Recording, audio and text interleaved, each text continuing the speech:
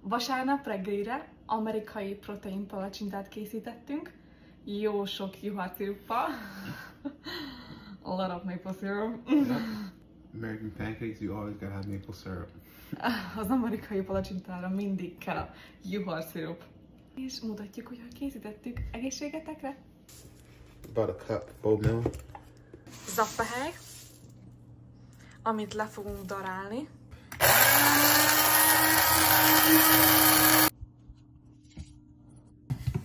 Mehet bele a tálba. 2 scoops of Premier Protein. 2 kanál fehérjepor.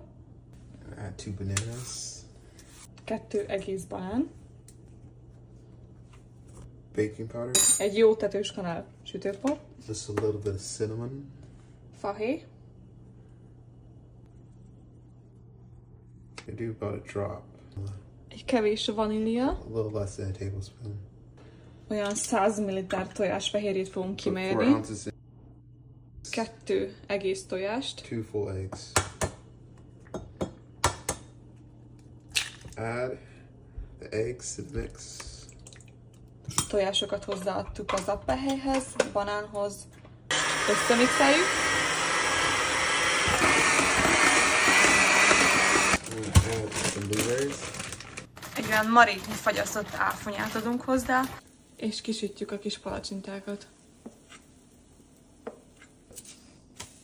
És így néz ki. A sütőpornak köszönhetően szép nagyra megnőnek.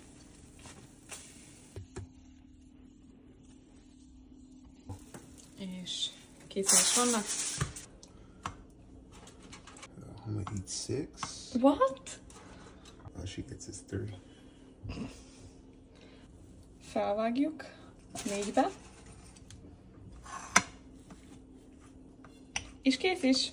Már csak a juharszirup hiányzik. Amerikai protein palacsinták.